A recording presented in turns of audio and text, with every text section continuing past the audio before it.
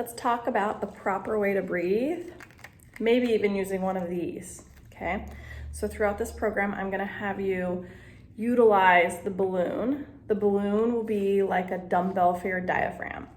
If your diaphragm is stuck in a position that is unfavorable to the rest of your body, that's pulling you into a bias, we need to use some more effort to pull you into a different position, okay? So in general, when you take a breath in, your diaphragm flattens,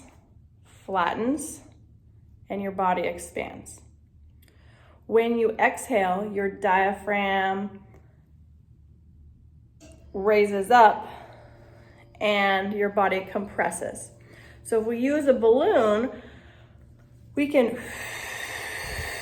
blow those ribs together, hold on to that sense, then take a breath in, and without coming back to that resting position, without doing that, we can actually change the position of your pelvis and your rib cage, okay? And that will allow for more room for baby to flip around.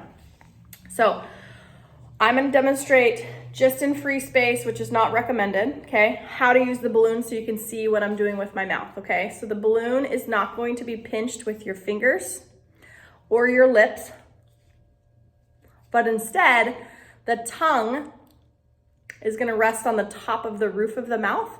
So when you put it in your mouth like this,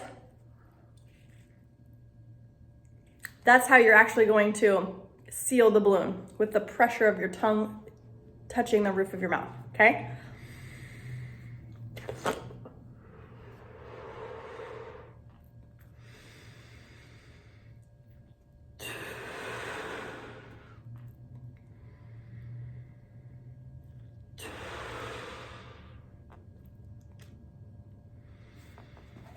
So you really want no shoulder recruitment, neck recruitment, rest of your body recruitment, eyebrow recruitment. You want to be able to see how much air in can you get with no accessory movements after you blow up the balloon.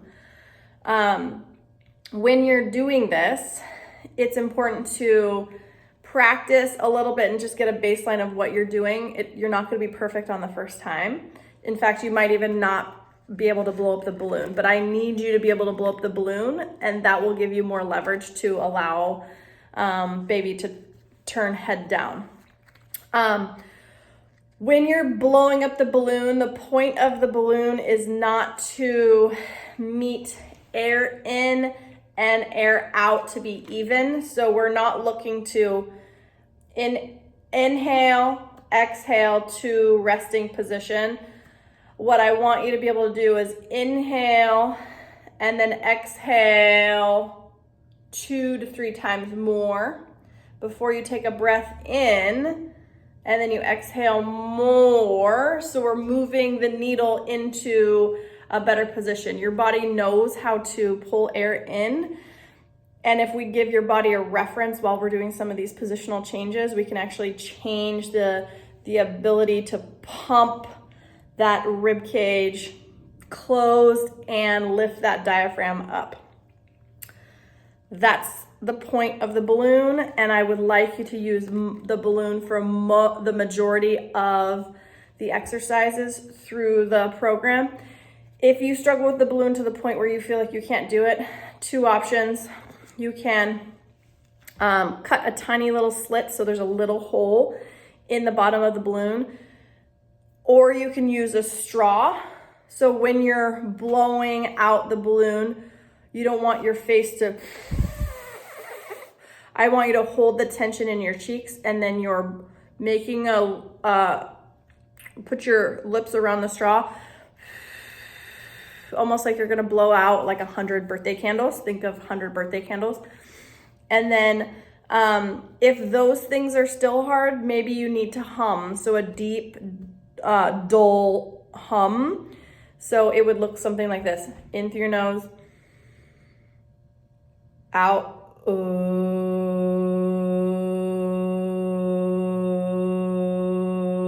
and then you keep going until you run out of air or noise. When you get to the end of that exhale, I want you to pause. The ideal situation would be take a breath in through your nose. 1, 2, 3. Exhale. 1, 2, 3, 4, 5 or more. Then pause for 3 seconds before you take that quiet, relaxed, small inhale. 1, 2, 3, back in, and repeat that 4 times. Like I said, if you are struggling to get that started, figure out your baseline. Maybe you can only pause for 3 seconds and do that twice.